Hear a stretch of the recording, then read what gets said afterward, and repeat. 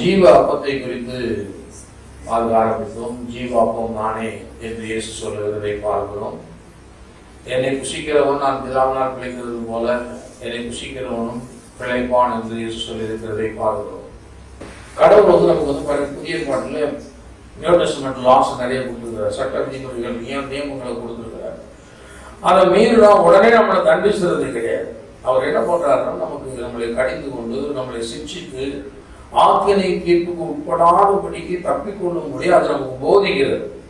இப்ப இந்த போதனையை நம்ம மதிச்சு அதை நம்ம ஏற்றுக்கொண்டு நம்ம கீழ்ப்படியும் பொழுது அந்த நித்திய நரகாக்கினை என்ற அந்த ஆக்கினை தீர்ப்பு என்ன செய்யணும், நம்ம தப்பிக்கொள்ளுகிறோம். ஆனா அநேக நேரங்களில் அவர் நம்மளை கடிந்து கொண்டு சிக்ஷிக்கும் பொழுது கடிந்து கொள்ளுதலாம் நிறைய நேரங்கள் மனிதர்கள் வெறுக்கிறார்கள் என்று வேதம் சொல்கிறதை பார்க்கும். கடிந்து கொள்ளுதலை விரும்புறது கிடையாது.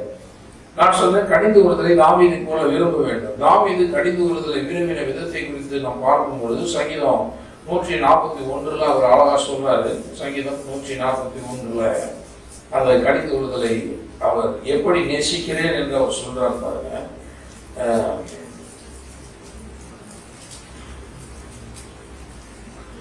141:5 நீதிமான் என்னை தயவாய் குட்டி என்னை கடிந்து கொள்ளட்டும், அது என் தலைக்கு எண்ணெயை போல் இருக்கும், என் தலை அதை அல்ல தட்டுவதில்லை, அவர்கள் இக்கட்டுகளில் நான் இன்னும் ஜெபம் பண்ணுவேன். நீங்க தாவீது சொல்லும் போது சொல்றாரு, நீதிமான் என்னை எப்படி செய்யணுமா, தயவாய் குட்டி என் தலையில குட்டி என்னை கடிந்து கொள்ளட்டும் அப்படின்னு சொல்றாரு.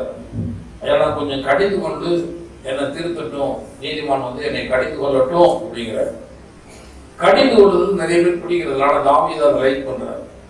அதை சொல்றாரு, அது என் தலைக்கு எப்படி இருக்கு, எண்ணெயை போல இருக்கிறது அப்படின்னு சொல்றாரு. ஒரு எண்ணெய் பூசுற மாதிரி இருக்கு என் தலைக்கு.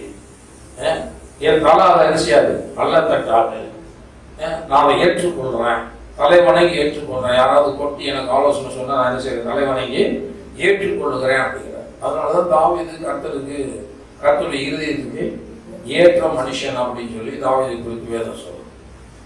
கர்த்தரை எதுக்கு கடிந்து கொள்றாரு அப்படின்னா அவனை நேசிக்கிறாரா அப்படின்னால்தான் அவர் என்ன பண்றாராம், கடிந்து கொள்ளுகிறார் என்று வெளிப்படுத்தல எழுதப்பட்டது. வெளிப்படுத்தல பாருங்க 3:19 பாருங்க. வெளிப்படுத்தல் 3ஆம் அதிகாரம் 19ஆம் வருஷம்.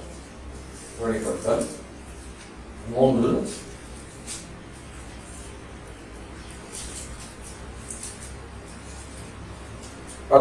வருஷம் வாசிக்கிற பாருங்க.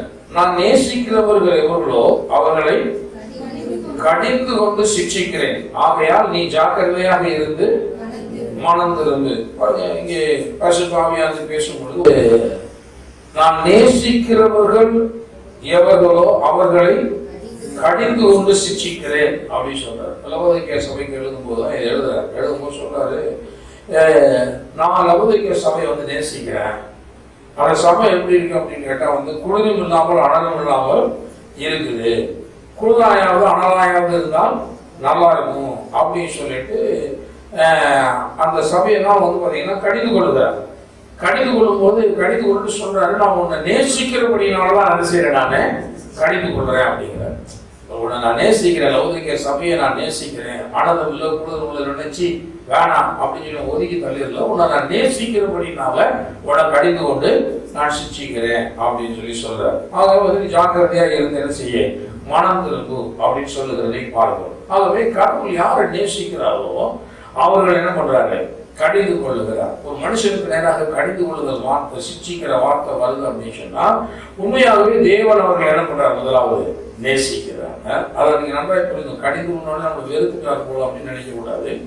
அன்பு கூறுறபடினால்தான், நேசிக்கிறபடினால்தான் அவர் நம்மளை சிக்ஷிக்கிறார். சொல்லுங்க, நேசிக்கிறபடியால் என்னை சிக்ஷிக்கிறார். கர்த்தருடைய சிக்ஷை எனக்கு கிடைக்கும் பொழுது நான் அவரால் நேசிக்கப்படுகிறேன் என்பதை நான் அறிந்து கொள்கிறேன். நம்மளை கடிந்து கொள்றாருன்னா என்ன அர்த்தம் அப்படின்னா, நம்ம கெட்டு போக கூடாதுன்னு அப்படி விரும்புறபடினாலும் நம்ம என்ன பண்றாரு, கடிந்து கொள்ளுகிறார். ஆகவே கடிந்து கொள்வதை எப்பொழுதும் பாருங்க நம்ம நேசிக்க வேண்டும். நீதிமொழிகள் 6ஆம் அதிகாரம் 15ஆம் வசனம் சொல்லுது பாருங்க. திருப்பி கொள்வோம். நீதிமொழிகள் 6ஆம் அதிகாரம் 15ஆம் வசனம் பாருங்க. ஆகையால் சடுதியிலே அவனுக்கு ஆபத்து வரும், சகாயமின்றி சடுதியிலே நாசம் அடைவான். பாருங்க, இங்கே பாருங்க, ஒரு மனிதனை தேவன் வந்து கடிந்து கொள்ள விரும்புகிறாரு. கடிந்து கொள்வதில் விரும்பாத மனுஷன் அல்லது கடிந்து கொள்வதை வெறுக்கிற மனுஷன், அப்படிப்பட்ட ஆகலிய பேசி தெரிகிற மனுஷனை குறித்து வேதம் சொல்கிறது, அவன் இருதயத்திலே தெரியாவரம் உண்டு, இடைவிடாமல் பொல்லாமை பிணைத்து வழக்குகளை உண்டு பண்ணுகிறான். 14ஆம் வசனம் சொல்றது. 15ஆம் வசனத்துல அப்படி செய்கிற மனுஷன் சடுதியில் அவனுக்கு ஆபத்து வரும், சகாயமின்றி சடுதியில் என்ன செய்வான், நாசம் அடைவான் அப்படின்னு சொல்றாரு. இவன் சொல்லிட்டு அந்த மனுஷனை யார் அப்படி ஆக்கிரமிப்புள்ளாக அடைவான், யார் கர்த்தருக்கு பிடிக்காம இருக்கிறது கீழே சொல்லுகிறது. 6 காரியங்களை கர்த்தர் வெறுக்கிறார், 7 அவருக்கு அருவருப்பானவைகள். அதை சொல்லிட்டே வர்றாரு. அவை என்னென்ன அப்படின்னு சொல்றாரு. மேட்டிமையான கண், பொய் நாவு, குற்றமற்றவனுடைய ரத்தம் சிந்தும் கை, துரு ஆலோசனையை பிணைக்கும் இருதயம், தீங்கு செய்வதற்கு விரைந்து ஓடுகிற கால், அபத்தம் பேசும் பொய் சாட்சி, சகோதரருக்குள்ளே விரோதத்தை உண்டுவதல் ஆகிய இவைகளே. அந்த சகாயமின்றி ஃபேவரே இல்லாம தயவே இல்லாம இறந்து போறான்னு போட்டுருக்கு. சடுதியிலே சகாயமின்றி சடுதியில் என்ன பண்றானா, நாசம் அடைவான். அவனுக்கு எந்த ஃபேவருமே கிடைக்காதுன்னு போட்டுருக்கு. சில நேரங்களில் பார்க்கும், சில மனிதர்கள் பாருங்க, அவங்களுக்கு தயவு பாராட்டுறாங்க தேவன். அவங்க தவறு பண்ணவங்களா இருந்தா கூட அவங்களுக்கு தயவு பாராட்டி அவங்களை கடித்து கொண்டு அல்லது சில காரியங்களை அவங்க முற்றிலுமா நிர்மூலமாகி விடாதபடிக்கு தண்டித்து கூட சிக்ஷித்து அவங்க என்ன பண்றாரு, வழி நடத்துறதுலாம் பார்க்கிறோம். ஆனா இந்த கர்த்தர் 6 காரியங்களை கர்த்தர் வெறுக்கிறார்னு, கடவுளுக்கு சுத்தமா பிரியமில்லாத காரியங்கள். இதை ஒரு மனுஷன் செஞ்சானா அந்த மனுஷனும் கர்த்தருக்கு பிரியமில்லாதவனா போய்விடுகிறான். அதுல பாருங்க, அவர் சொல்றாரு, முதல்ல மேட்டிமையான கண், ரொம்ப ஒரு பேரடைஞ்சு ஒரு மேட்டிமை.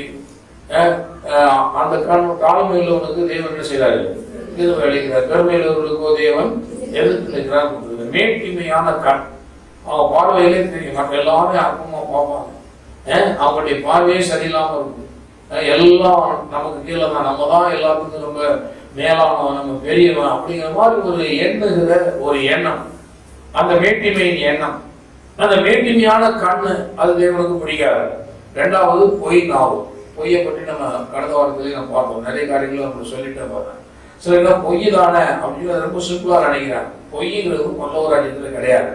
ஆகவே பொய்யன் தேவனுடைய ராஜ்யத்தில் செய்ய முடியாது, பிரவேசிக்க முடியாது. பொய்யை தேவன் வெறுக்கிறார். பிசாசு தான் பொய் பேசும் பொழுது சொந்தத்திலிருந்து எடுத்து பேசுகிறான் என்று பார்க்கலாம். ஆகவே பொய்ன்னு சொன்னாவே டெபிள், பிசாசு. ஆகவே தேவனுக்கு பிடிக்காது. ஆகவே நாம பொய்யை நேசிக்க கூடாது, பொய் சொல்ல கூடாது. அப்புறம் சொல்றாரு பாருங்க, குற்றமற்றவர்களுடைய ரத்தம் சிந்தும் கை. குற்றமற்ற ஒரு மனிதனை நீங்க குற்றவாளியை அர்ப்பித்தீங்கன்னா அது முடிய முடியாது. ஒரு குற்றவாளியை நோக்கம் பனிஷ்மெண்டா கூட அது தேவனுக்கு பெரிய காரியமே தெரியாது. ஏன்னா அவன் தவறு செய்யலாம், தவறுக்கு தவறு, கண்ணுக்கு கண், பல்லுக்கு பல் அப்படின்னு கூட பழைய ஏற்பாடு செய்யுது. அதை அங்கீகரிக்கிறான். குற்றம் முடிஞ்சா அவனுக்கு திருப்பி இவனுக்கு தண்டனை கொடுத்தா அல்லது குற்றம் முடிஞ்சா அது. ஆனா ஒரு நீதிமானாய் இருக்கிற ஒரு மனிதனுக்கு விரோதமாக ஒருவன் அவனுடைய ரத்தத்தை சிந்தும்படி அவன் மேல எழும்புறானா அவன் தப்பவே முடியாது. பாருங்க, காயினை குறித்து பார்க்கிறோம். ஆபேல் குற்றமற்ற ஆபேல் மேல காயின் என்ன பண்றாரு, எழும்பி அவனை கொலை பண்ணுறாரு. அந்த தண்டனைக்கு அவன் தப்ப முடியாது. தேவன் அவன் பாருங்க நிலையற்றவனாய் தெரியும்படி துரத்தி விடுறாரு. தண்டனைக்கு தப்பிக்கொள்ள முடியாது. ஆகவே இங்க அவர் சொல்றாரு, குற்றமற்றவர்களுடைய ரத்தம் சிந்தும் கை, துர ஆலோசனையை பிணைக்கும் இருதயம். பாருங்க, இவன் தப்பு பண்ண மாட்டான், ஆனா துர ஆலோசனை என்ன செய்வான், சொல்லி கொடுத்து பிணைச்சு விடுறது. நீ இப்படி போய் செய், அதை பண்ணு, இதை பண்ணு. ஆனா இவன் செய்ய மாட்டான். அடுத்தவங்க கெடுக்கிற வேலையில ஆலோசனை செய்வான். நல்ல குடும்பம், அடுத்தவங்களை கெடுக்கிற காரியம். அப்போ தேவன் பாக்குற அவன் கெட்டு போனா அதுக்கு காரணம் இவனுடைய ஆலோசனை தான். அப்ப துன்மார்க்கமாய் சொல்லுகிற ஆலோசனைகள், துர ஆலோசனைகள், இதெல்லாம் தேவனுக்கு பிடிக்கிற காரியமே கிடையாது. துர ஆலோசனையை பிணைக்க இருதயம், தீங்கு செய்வதற்கு விரைந்தோடோ கால், தீமை செய்யும்படி ஓடிக்கொண்டிருக்கிற கால், அது தேவனுக்கு பிடிக்கிறது இல்லை. தீமை செய்வதற்கு அவங்க ரொம்ப விரைவாக இருக்கிற மனிதர்கள் என்று பார்க்கிறோம். அப்புறம் அபத்தம் பேசும் பொய் சாட்சி, செய்யாத காரியங்களை செஞ்சது மாதிரி ஆட்கள்கிட்ட போய் பொய்யா போய் பிணைச்சு விடுறது, பொய்களை எடுத்து கட்டி பேசுறது, இதெல்லாம் கற்றுக்கே பிடிக்காத ஒரு காரியம். எல்லாவற்றுக்கும் மேலா வந்து பாருங்க, சகோதரர்களுக்குள்ளே விரோதத்தை உண்டு பண்ணி விடுறது. பாருங்க, சபைக்குள்ள சண்டை போட்டி விடுறது, ரெண்டு சகோதரர்கள் நல்லா நட்பானாலும் அவங்களுக்குள்ள ஒரு விரோதத்தை உண்டு பண்ணி விடுறது, ஒரு ஒரு பாஸ்டருக்கும் சபை மக்களுக்கு இடையில பிரச்சனைகளை உண்டு பண்ணி விடுறது, நல்ல ஒரு அந்த அந்த ஒரு நல்ல நட்பு ஏற்படாதபடிக்கு செய்வது, இதெல்லாம் கடவுளுக்கு பிடிக்காத காரியங்கள். இதெல்லாம் பிடிக்காத, இதெல்லாம் செய்யற மனுஷன் வேதம் சொல்லுது, சகாயமே இல்லாமல் அவன் என்ன பண்ணுவானா, நாசம் அடைவான் என்று. அவனுக்கு ஃபேவரட் பண்ண மாட்டான் அந்த கர்த்தர். ஏன்னா அவனுக்கு பிடிக்காத அத்தனை காரியத்தை என்ன பண்ணிட்டு இருக்கிறான், செய்து கொண்டிருக்கிறபடினால, கடவுளுக்கு பிடிக்காத காரியத்தை செய்கிற மனுஷனா இருக்கிறபடினால கடவுள் வந்து அவனுக்கு சகாயம் பண்ணுகிறது இல்லை என்று பார்க்கிறோம். சகாயமின்றி அவன் வந்து சடுதியில் என்ன பண்ணுவானா, நாசம் அடைவான் என்று பார்க்கிறோம். ஆகவே இப்படிப்பட்ட காரியங்கள் எல்லாம் வந்து பாத்தீங்கன்னா கடவுள் வந்து அன்பு இருக்கிறார், வெறுக்கிறார். ஆகவே இப்படிப்பட்ட காரியங்களை ஒரு மனுஷன் செய்யறான்னு வச்சுக்கோங்க, உடனே தண்டனை கொடுக்கறது இல்லை. முதல்ல அவர் என்ன பண்றாருன்னா, இப்படிப்பட்ட மனிதர்களை வந்து கடிந்து கொடுக்கிறார். கடிந்து கொடுத்து இப்படி செய்யாத அப்படிங்கிறார். ஃபர்ஸ்ட் அவர் வந்து என்ன பண்றாரு, எந்த ஒரு மனுஷன் மேலேயும் வந்து பழைய பாட்டு சொல்ற மாதிரி டக்கு டக்குன்னு நியாய தீர்ப்பு கொடுக்கறது இல்லை. அவர் என்ன பண்றாருன்னா, அவனை கடிந்து கொண்டு நீ செய்யறது தவறுப்பா, இப்படிப்பட்ட காரியத்தை செய்யாத அப்படின்னு நினைச்சார், அவனுக்கு போதிக்கிறார். ஆனா இவன் என்ன பண்றான்னா, கடிந்து கொள்ளுதலை வந்து இவன் வந்து வெறுக்கிற மனுஷனாக அவன் இருக்கிறான். அவன் கடிந்து கொள்ளுதலை விரும்பாதவனாக இருக்கிறான். அப்படி விரும்பாதபடியினால்தான் அவன் சகாயம் என்று நாசம் அடைகிறான் என்று வேதம் சொல்லுகிறது. வாசிக்கலாம் பாருங்க, அதே நீதிமொழிகளை 29ஆம் அதிகாரத்திற்கு கொடுப்பாரு. 29ஆம் அதிகாரம் 1ஆம் வசனம். அடிக்கடி கடிந்து கொள்ளப்பட்டும், எப்படி கடிந்து கொள்ளப்பட்டு, அடிக்கடி கடிந்து கொள்ளப்பட்டும். அப்படின்னா என்ன அர்த்தம்னா, தப்பு பண்ணிட்டே இருக்காரு, திரும்ப திரும்ப தேவன் நினைச்சிருக்காரு, சொல்லிட்டே இருக்காரு, செய்யாத, இது சரியில்லை, இது பிடிக்கல, இது நல்ல காரியம் கிடையாது அப்படின்னு சொல்லி அடிக்கடி கடிந்து கொள்ளப்பட்டும் தன் பிடரியை கடினப்படுத்துகிறவன். பாரு, அவன் என்ன பண்றான்னா, நான் அப்படிதான் செய்வேன், நீங்க சொல்ற மாதிரிலாம் நான் தலை வணங்க மாட்டேன் அப்படின்னு சொல்லி தலை நிமிர்ந்துகிட்டு நான் இப்படிதான் இருப்பேன் அப்படின்னு சொல்லிட்டு பாருங்க, பிடரியை கடினப்படுத்துகிறவன். அப்படின்னா என்ன, தலை வணங்க மறுக்கிறவன், வார்த்தைக்கு முன்னாடி தலை தாழ்த்த மறுக்கிறவன். அவன் வந்து அந்த பிடரியை நிமிர்ந்துட்டு தரான் போது அவன் பிடரியை வந்து கடினப்படுத்துகிறவன் சகாயமின்றி சடுதியிலே நாசம் அடைவான். அவனுக்கு தான் வந்து அந்த ஃபேவரே இல்லாம போகுது. அந்த சகாயம் என்ற வார்த்தையை கவனிங்க. வேதம் சொல்லுகிறது, ஏற்ற சமயத்திலே சகாயம் செய்யும் கிருபையை அடையும்படி தைரியமா என்ன பண்ணுங்க, கிருபாசன கண்டையில வாங்கன்னு சொல்லு. கற்று சொல்றது, தப்பு பண்ணிட்டியா ஓடிவா, கிருபாசன கண்டையில வா அப்படின்னு சொல்லு. சகாயத்தை பெற வேண்டிய ஒரு மனிதன் இந்த தேவன் அவனை கடிந்து கொள்றாரு. எங்க ஓடல், மறுபடியும் கத்தத்துல ஓடல், ஆண்டவரே தப்பு, ஆண்டவரே மன்னிச்சுங்க, அவனுக்கு விரோதமா பாவம் பண்ணிட்டேன், இந்த உலகத்துல ஒருத்தவன் ஒருவனும் இல்லைன்னு. ஆனா கடிந்து கொள்ளப்படும் பொழுது நம்ம எங்க ஓடணும், கிருபாசன கண்டையில ஓடணும். எனக்கு கொஞ்சம் உதவி செய்யுங்க அப்படின்னு சொல்லி கத்தட்ட போய் நம்மள சரண்டு போனோம். அதை விட்டுட்டு இவன் என்ன பண்றான்னா, நான் இப்படிதான் இருப்பேன் அப்படின்னு சொல்லி பிடரி என்ன பண்றானா, அவன் கடினப்படுத்துகிறான் என்று பார்க்கிறோம். அப்போ அப்படிப்பட்ட மனிதனை பற்றி தான் வேதம் சொல்லும் பொழுது, உனக்கு ஃபேவரே கிடையாது, உனக்கு தேவனுடைய சகாயம் என்பது உனக்கு இருக்காது, சகாயம் என்பதே இருக்காது.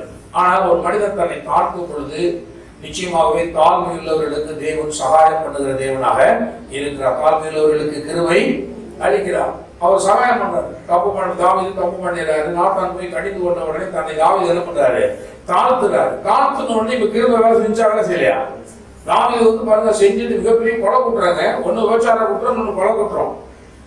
உரியாவுடைய மனைவியை எடுத்துக்கிறான், அவரோட விபச்சாரம் பண்ணிடுறான். அதுக்கப்புறம் அதை மறைக்கிறதுக்காக என்ன பண்றான், கொலைய பண்ணிடுறான் இல்லையா? அவன் ரெண்டு விதமான தப்பு ஒரே காரியத்துக்காக ரெண்டு விதமான தப்பு பண்ணிடுறான், விபச்சாரம் பண்ணிடுறான், கொலை பண்ணிடுறான். இப்போ வந்து பாத்தீங்கன்னா உரியா எப்படின்னா ஒரு நீதிமான், அவன் தேசபக்தி உள்ளவன், ராஜாவை கனம் பண்ணுகிறவன், நல்ல மனுஷன். அவனை கொண்டதுக்கு வந்து கண்டிப்பா ராமிக்கு தண்டனை கிடைச்சிருக்கணும்.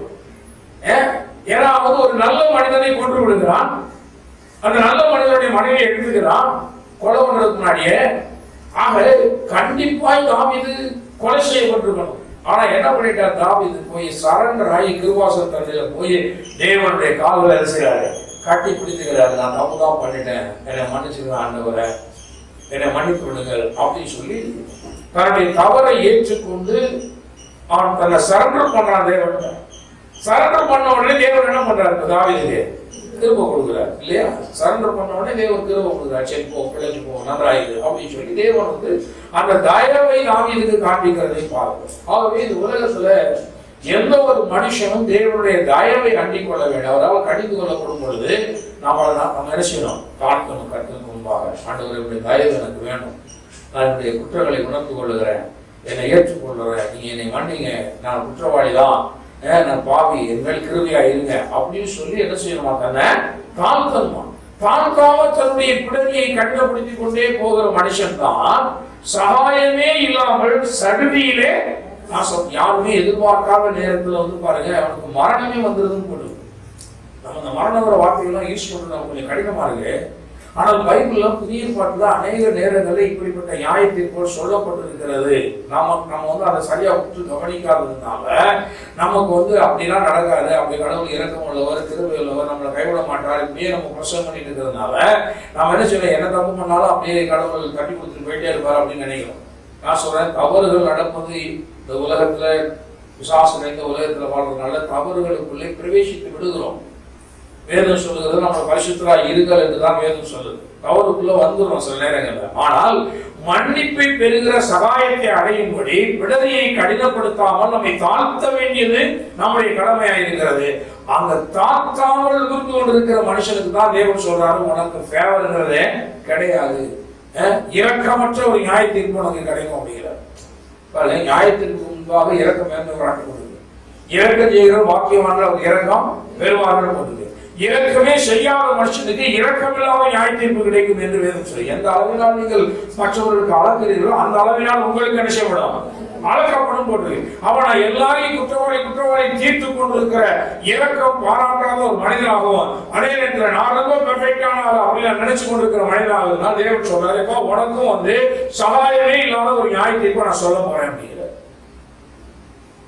ஏன்னா நீ யாருக்கும் இறக்க மாறாட்டல. ரெண்டாவது, உன்னுடைய மனதில் நீ பெரிய நீதிமான் போன்ற எண்ணத்தை உடையவனாக இருக்கிறார், குற்றமற்றவன், நான் ரொம்ப பெர்ஃபெக்டான ஆளு அப்படின்னு எண்ணி கொண்டிருக்கிறாய.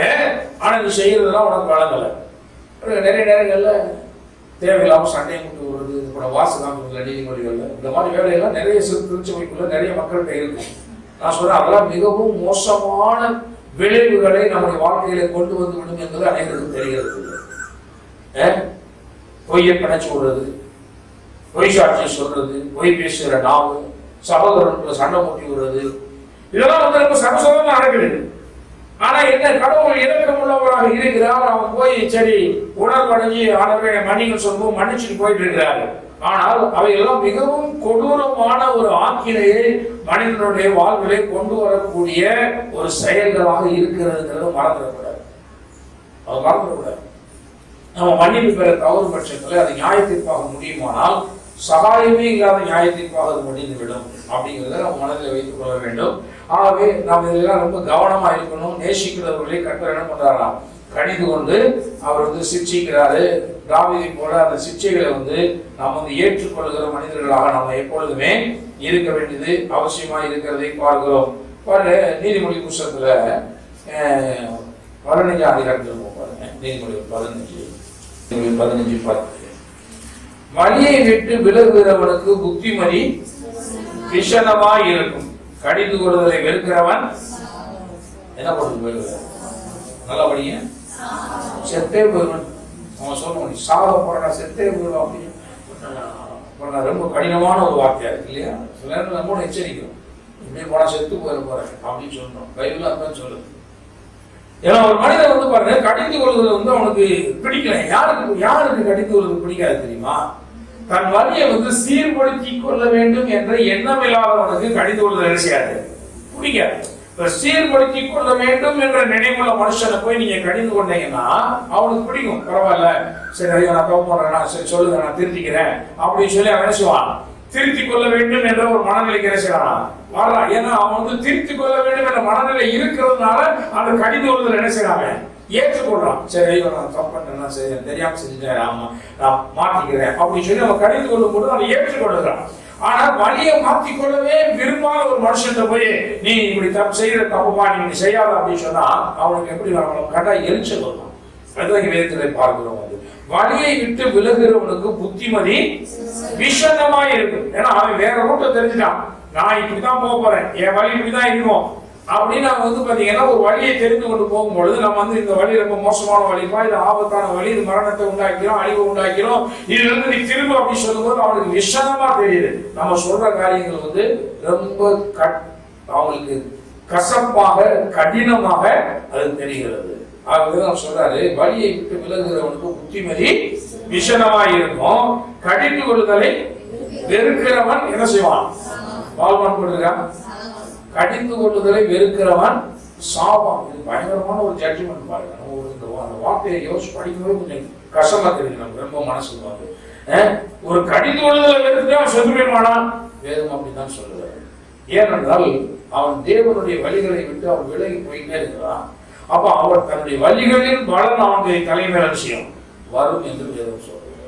அதனாலதான் அவன் வந்து அவனுக்கு அவன் மரண வழியை அவன் தேர்ந்தெடுத்துறான், வழி விலகி போறான். இப்போ அதனுடைய ரிசல்ட் எப்படி இருக்கும்னா வேதம் சொல்லுது.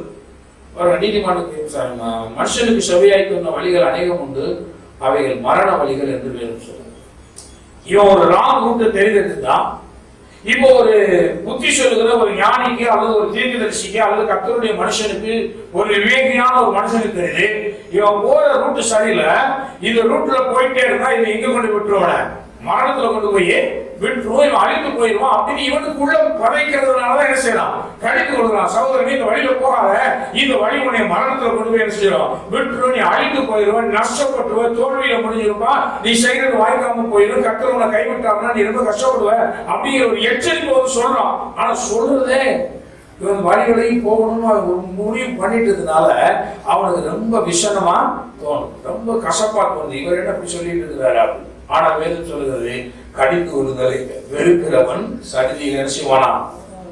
அவன் வந்து சாவான் என்று போல். கடிந்து கொள்ளுதலை வெறுக்கிறவன் சாவான். அவன் வந்து மரணத்தில் போய் அது முடிஞ்சிடும் அப்படின்னு சொல்லி தேவன் வந்து எச்சரிக்கிறார். அப்படின்னு சொல்லிட்டு அவரை கடைசி 30 வாசிக்கலாம் 31.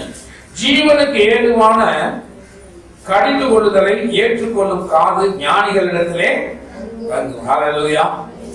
சொல்றாரு, ஞானிகள் இருக்காங்களே அவங்களுக்கு வந்து எப்படின்னா கடிந்து கொள்ளுதல வந்து அவங்க விரும்புவாங்களாம். ஜீவனுக்கு ஏதுவான கடிந்து கொள்ளுதல் அந்த காது வந்து ஞானிகளிடத்திலே. ஞானி என்று யார தேவன் சொல்றாருன்னு சொன்னா, ஒரு மனுஷன் கடிந்து கொள்ளுதலை ஏற்றுக்கொள்றான் பாருங்க, அந்த ஏற்றுக்கொள்ளுகிற காது இருக்கிற மனுஷன் தான் ஞானி. ஞானி சொன்னா தப்பே செய்யாத அர்த்தம் இல்ல. உலகத்துல நம்மளாம் போயிட்டு இருக்கோம், பயணப்பட்டு இருக்கோம். ஆனால் ஞானத்தின் ஆவியானவர் என்ன பண்றாருன்னா நம்மளை வந்து கடிந்து கொள்றாரு, ஏமா இது தப்பு அப்படின்னு. அப்போ அதை கேட்கிற காது இருக்கு பார்த்தீங்களா, அவனதான் வேதம் ஞானி என்று சொல்லுகிறது. பரவாயில்ல, தப்பிச்சுட்டான் அப்படின்னு சொல்லிட்டு தப்பிச்சுட்டான். சில நேரங்களில் வந்து நம்ம கடவுளுடைய சத்தத்தை கேட்காம ஒரு பெரிய பிரச்சனைகளுக்குள்ள போய் சிக்கிக்கிறோம். கடவுள் வந்து ஒவ்வொரு மனுஷனுக்கும் என்ன செய்யறாரு? ஜீவனுக்கு ஏதுவான கடிந்து கொள்ளுதலை கொடுக்கிறாரு. நம்ம சில நேரங்களில் இறங்கி சில காரியங்களை செய்வோம் சொல்லும்போது தேவன் சொல்றாரு, ஸ்டாப் பண்ண, தேவையில்லை, நிறுத்தி, இதை செய்யாத. கதை சொல்லுவார சொல்ல மாட்டாங்க, சொல்லுவார், கண்டிப்பா சொல்லுவார். அந்த கேட்கிற காது இருந்துச்சுன்னா நீங்க ஞானி. கேட்கிற காது இல்லைன்னா நீங்க அங்கெல்லாம் மாட்டிக்கிறீங்க, நீங்க முற்றாவா மாறிடுறீங்க. கடைசிக்கு எல்லாவற்றையும் இழந்து தவிக்க வேண்டிய ஒரு நிர்பந்தமான நிலைக்குள்ளே நீங்க என்ன செய்வீங்க? தள்ளப்படுகிறீர்கள்.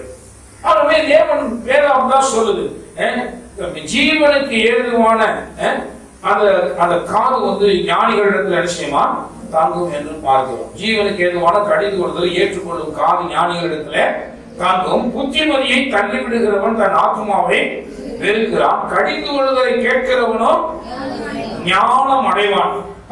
கடிந்து கொள்ளுதலை கேட்க கேட்கதான் நமக்கு ஞானம் வருகிறது என்று வேதம் சொல்லுகிறதை பார்க்கிறோம். கடிந்து கொள்ளுதலை கேட்கிறவன் அவன் ஞானம் அடைகிறான் என்று பார்க்கிறோம். ஆகவே கர்த்தருடைய ஆலோசனைகளை எல்லாம் வந்து நம்ம வந்து அசால்ட்டா தள்ளி விட்டுட்டு கடிந்து கொள்ளுதலை கேட்காம இருந்துட்டு அதுக்கப்புறம் ஆபத்துல மாட்டிக்கிட்டு அல்லது மரணங்களை சந்தித்துட்டு கர்த்தர் ஏங்க எனக்கு இறங்கல அப்படின்னு கேட்ட, ஏன் கொஞ்சம் கூட எங்களுக்கு சகாயம் பண்ணல, கொஞ்சமாவது இறக்க மாட்டாட்டிருக்காம, நாங்க எவ்வளவு நல்லவங்க. நான் சொல்லுகிறேன், கடவுளுடைய சத்தத்தை நீங்கள் எங்கே கேட்க தவறுகிறீர்கள் என்பதை நீங்கள் யோசித்து பாருங்கள். தனிப்பட்ட ரீதியில் எந்த மனுஷனையும் நான் நியாயம் எடுத்து என்கிட்ட நியாயம் இருக்கிற வேலை என் வேலை கிடையாது. நியாயம் இருக்கிற வேலை ஏன் கிடையாது? நான் நியாயாதிபதியும் கிடையாது. சில நேரங்களில் சில பிரச்சனைகள்லாம் சொல்றீங்க, 2 பக்கம் கேட்டு உங்களுக்கு ஆலோசனைகளை சொல்லணும். ஆனா இது குற்றம் இல்லைன்னு நியாயம் தீர்க்கிற நியாயாதிபதிகள் நாங்கள் கிடையவே கிடையாது. ஏன்னா இயேசுதாரத்தையோ வழக்குகளை கொண்டு வந்தாங்க. இயேசு கேட்டாரு, உங்களுக்கு நியாயம் தீர்க்கிறவனாகவும் பங்கிடுகிறவனாகவும் என்னை நியமித்தவன் யாரும் கேட்கிறார். அந்த வேலையை எனக்கு கிடையாது அப்படிங்கிறார். நிறைய நேரங்கள் பாருங்க, அது கடித்து கொள்ளுதலை தீர்க்கதரிசிகள் மூலமாக கர்த்தர் செய்கிறார். இந்த உலகத்துல கடித்து கொள்ளுதல் வேலையெல்லாம் செய்கிறார்.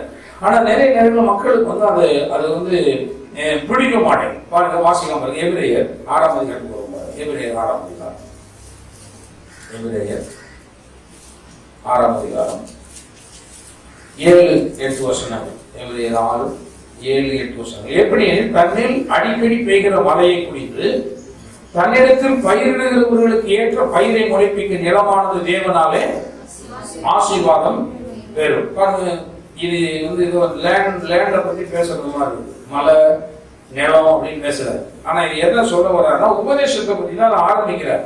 இந்த 6ஆம் அதிகாரம் ஃபண்டமெண்டல் டாக்டரினை பத்தி பேசுறாரு.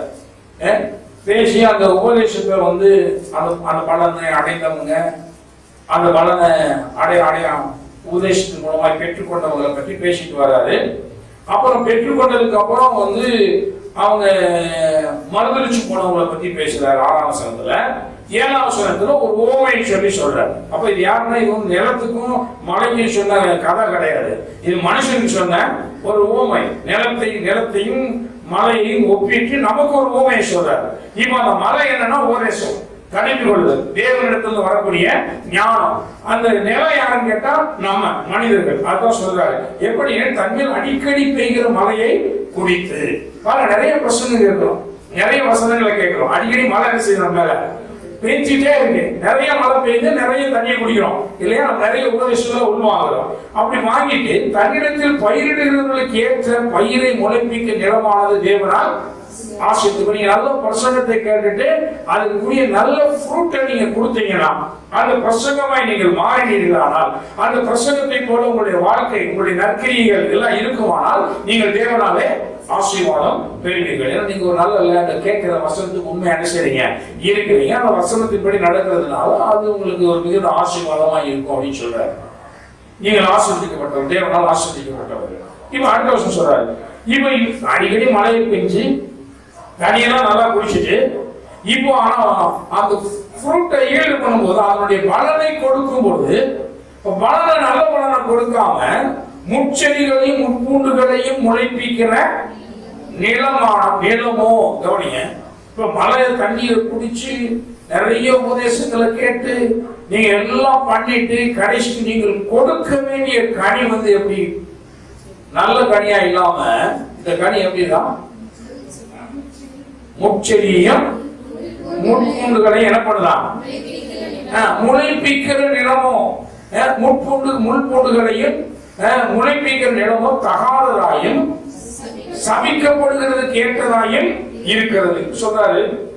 இப்போ இது என்னன்னா, இவ்வளவு வசனங்களை கேட்டுட்டு இவ்வளவு உபதேசங்களை கேட்டுட்டு இப்ப அதனுடைய ஈல்டு எப்படி இருக்குன்னு கேட்டா முள்ளும் குறுக்குமா இருக்கு. முள் போட்டு முள் செடிகள் என்ன பண்ணிட்டு இருக்கு, முளைச்சிட்டு இருக்க அப்படின்னு சொல்லும் போது தேவன் சொல்றாரு, இப்படி பண்றதுனால அது தகாதது, தகாததாயும் அது சபிக்கப்படுகிறதுக்கு ஏற்றதுமாயும் இருக்கிறது, சுட்டரிக்கப்படுவதே.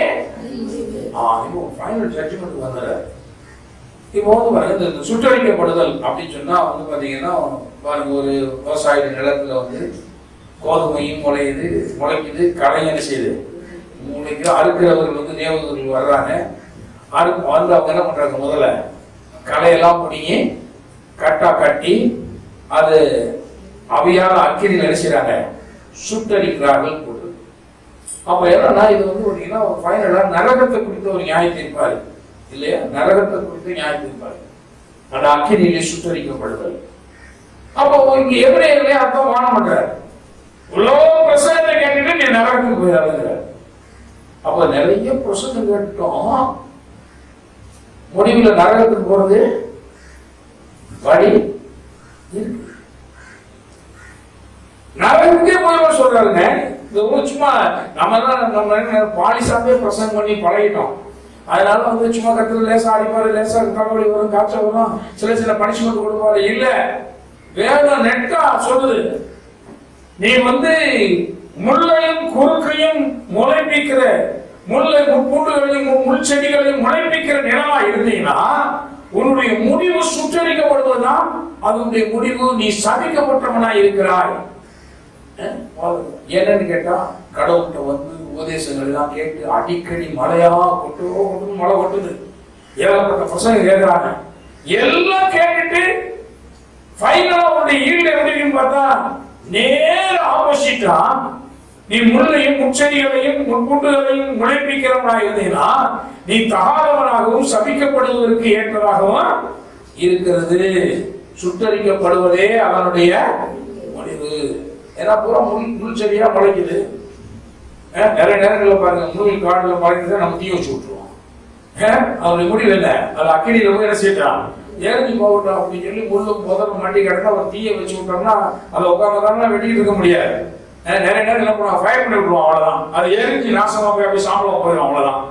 அப்ப தேவனா சொல்றாரு, உபதேசங்கள் உனக்கு இவ்வளவு கொடுக்கப்பட்டும் உன்னுடைய நீ கொடுக்கிற பலன் எப்படி இருக்கிறது, உன்னிடத்திலிருந்து புறப்படுகிற கனி எப்படி இருக்கிறது, அது தகாததா இருந்துச்சுன்னா ஒரு ஜட்ஜ்மெண்ட் உனக்கு இருக்குங்கிற.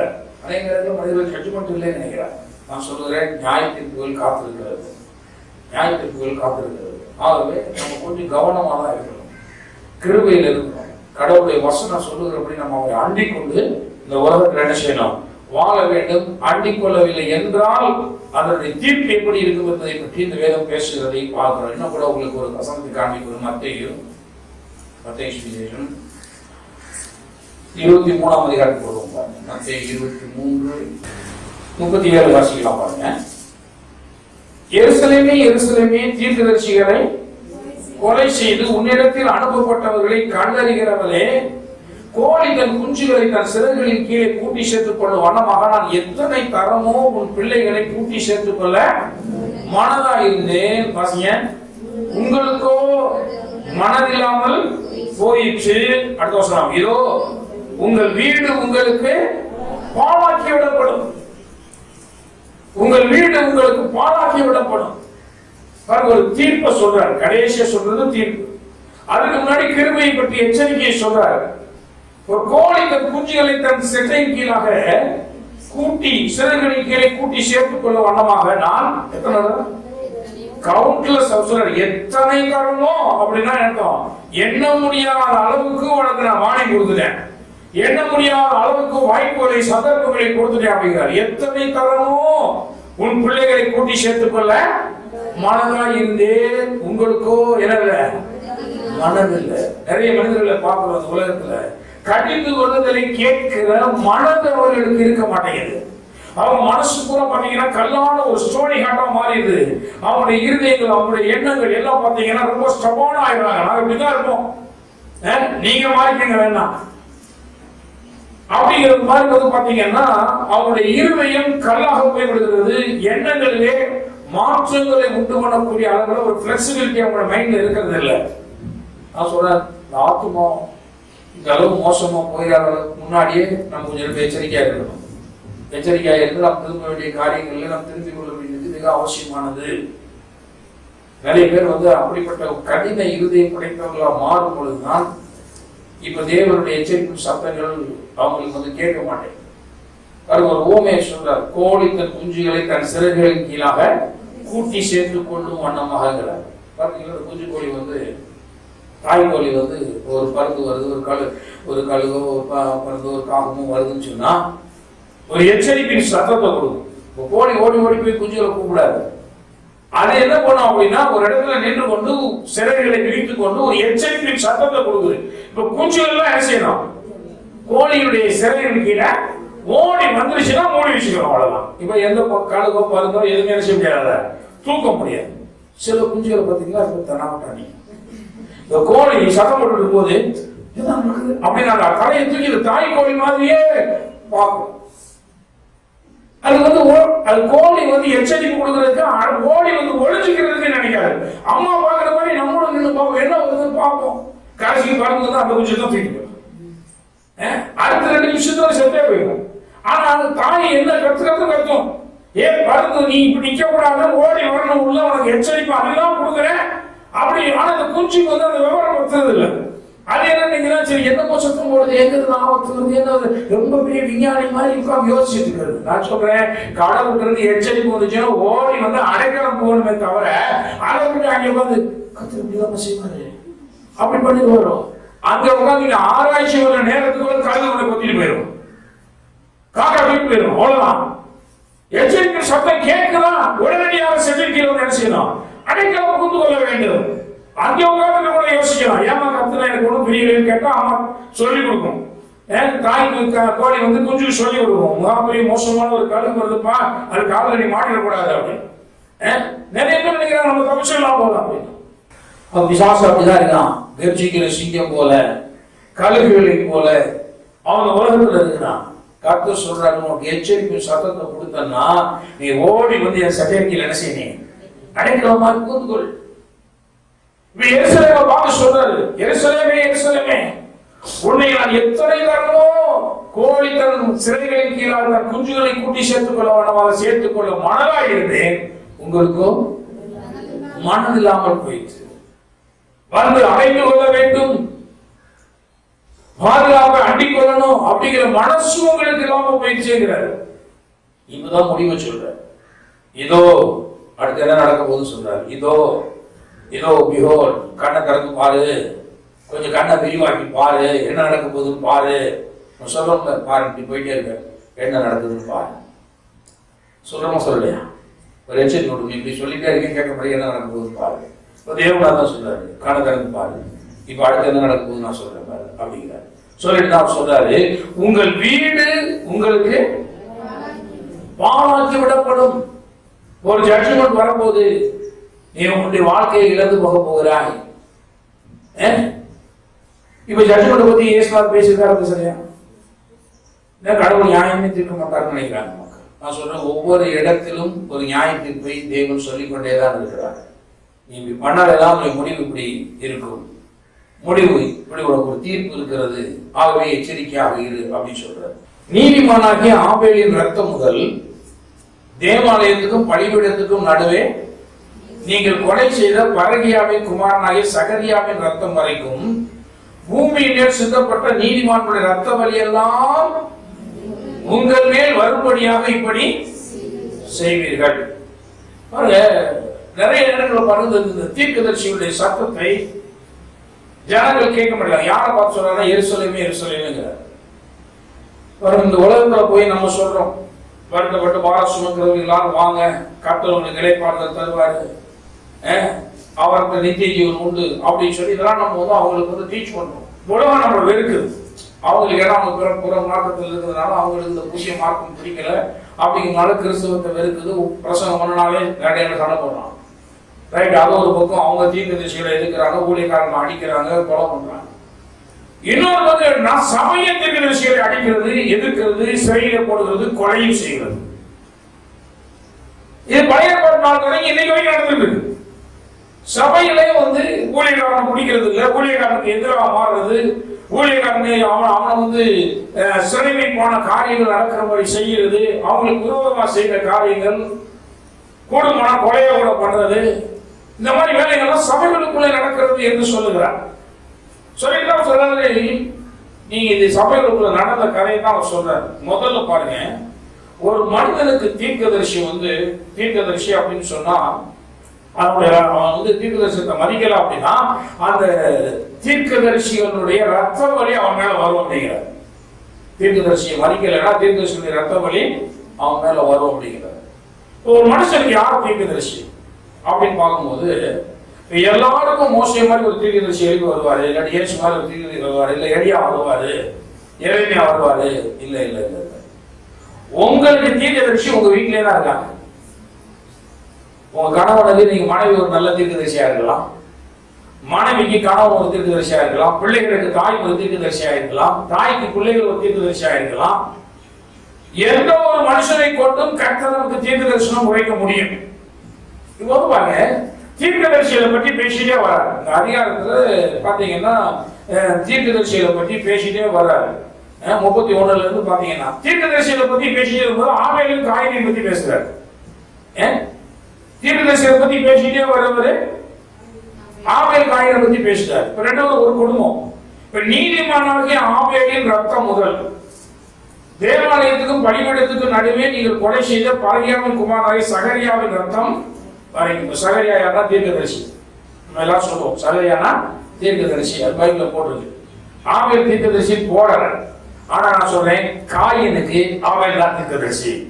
காயினுக்கு யார் தீர்க்கதரிசி? ஆபேல் தான் தீர்க்கதரிசி. இப்ப வந்து பாருங்க, ரெண்டு பேரும் பலியை கொண்டு போய் படைக்க போறாங்க. கர்த்தருக்கு காயின் காய்கறிகளை கொண்டு வரான். ஆபேல் ஆட்டுல தலையீட்டுல நல்ல நலமானதை என்ன செய்யறான், கொடுமையானதை எடுத்து கொண்டாந்து கர்த்தருக்கு படைக்கிறான். இப்போ ஆபேலுடைய காணிக்கை ஏற்றுக்கொள்றார், காயினுடைய காணிக்கை என்ன செய்யற ஏற்றுக்கொள்ளல. ஏற்றுக்கொள்ளல உடனே காயினுக்கு கர்த்தர் மேல கோபம் வந்துருக்கணும். ஆனா கர்த்தர் மேல கோபம் இல்லை. யார் மேல கோபம் வந்துச்சு? ஆபேல் மேல கோபம் வந்துச்சு. ஏன்னா அவன் தீர்க்கதரிசி. அவன் மேல அவனுக்கு கோபம் வருது. ஏன்னா இப்ப கர்த்தர் என்ன சொல்றாரு, உன் காணிக்கையை நான் ஏற்றுக்கொள்ளலன்னா சகோதரன் கேளு, அவன் காணிக்கையை நான் எப்படி ஏற்றுக்கிட்டேன்னா அவன்கிட்ட கேளு, அவன் சொல்லுவான். உனக்கு அவன் சொல்லுவான், அவன் காணிக்கை நான் ஏற்றுக்கொண்டிருக்கேன்னா அவன் என்ன காணிக்கை செலுத்தினால் என்ன செய்தால் தேவனால் அங்கீகரிக்கப்படுவாங்கிறத அவன் என்ன செய்வான், அவனுக்கு சொல்லுவான். இதான் தேவன் வச்ச பேட்டர்ன். ரொம்ப விரிவாக எழுதப்படல. அப்படிலாம் விரிவாக இருந்தால் பைபிளை தூக்கவே முடியாது. நம்ம நிறைய காரியங்களை புரிந்து கொள்ள வேண்டியது. இப்போ புதிய பாட்டுல அதே இயேசு பேசும்போதுதான் தீர்க்கதரிசிகள் பட்டியெல்லாம் ஆபேல் உள்ள கொண்டு வர்றாரு. அப்ப ஆபேல் எவ்வளவு நாள் வந்த எந்த இஸ்ரேல் ஜனங்களும் அன்னைக்கு வரல. அன்னைக்கு ஆபிரகாமும் வரல, இஸ்ரேல் என்ற கூட்டமும் கிடையாது. ஒரு முதல் குடும்பம் அவதான் ஆதாம், ஏவாள், காயின், ஆபேல். முதல் குடும்பம், சின்ன குடும்பம். இந்த குடும்பத்துக்கு மத்தியில பாத்தீங்கன்னா இந்த தீர்க்கதரிசியின் பட்டியல ஆபேலுடைய ரத்தத்தை பற்றி தேவன் பேசுகிறார். அப்படியானால் காயினுக்கு தீர்க்கதரிசியாக இருந்தவர் ஆபேல். ஆபேலுடைய சொல்லை காயின் கேட்டிருக்க வேண்டும். ஆனால் அவன் ஆபேலுடைய சொல்லை கேட்காமல் தீர்க்கதரிசியாகிய ஆபேலை கொலை செய்ததினாலே பூமி அவன் நிமித்தமாக செய்யப்படுகிறது, சபிக்கப்படுது. அதே போலதான் அந்த லிஸ்ட்ல சகரியாவை சொல்றாரு. சகரியா இஸ்ரேல் ஜனங்களை கடிந்து கொள்றாரு, சகரியாவை கொலை பண்ணிடுறாங்க. அப்போ அவர் என்ன சொல்றாரு, ஆபேலையும் சகரியாவையும் நீங்க கொன்னீங்க, ஏன்னா அவங்கள தீர்க்கதரிசனம் கொடுத்தாங்க, அதனால என்ன செய்யறீங்க, அவங்கள கொலை பண்ணிட்டீங்க அப்படிங்கிறார். கொலை பண்ணிட்டீங்க. அப்போ ஒரு குடும்பத்துக்கு தீர்க்கதரிசி எங்கேயோ இருந்து வரணும்னு அவசியம் இல்லை. அநேக நேரங்களில் நான் பார்த்திருக்கிறேன், குடும்பங்கள்ல பிள்ளைகள் கெட்டு போகிறார்கள் என்று தாய்மார்கள் அநேக தீர்க்கதரிசிகளாக போராடுவார்கள். அநேக சத்தியங்களை எடுத்து சொல்லுவாங்க, நீ இப்படி செய்யாத, இது தவறு, இது கர்த்தருக்கு பிரியமில்லாது. ஆனா அவங்களை பார்க்கும்போது உங்களுக்கு ஒரு தீர்க்கதரிசி மாதிரி தெரியறதே கிடையாது. கொஞ்சம் செத்து போன கொஞ்சம் பரலோகத்தில் நரகத்தை போய் நின்று ஆபிரகாம் பார்த்து ஜெபம் பண்ண பாருங்க, ஆண்டவரே லாசரை எங்க வீட்டுக்கு என்ன செய்யுங்க, அனுப்புங்க. மரித்தவன் ஒருவன் வந்தான், உடனே எல்லாரும் மனம் திரும்பிடுவாங்க. அதுக்கு ஆபிரகாம் சொன்னாரு, பூமியில மோசே மற்ற தீர்க்கதரிசிகள் செய்யறாங்க இருக்கிறாங்கப்பா, அவங்க சொல்ல கேட்டே அவன் திரும்பலைன்னா மரித்தவர்ல எழுந்து போனா என்ன செய்ய மாட்டான், எவனும் மனம் திரும்ப மாட்டான். அப்படி எல்லாம் நீ சொல்ற மாதிரி எல்லாம் அனுப்ப முடியாது.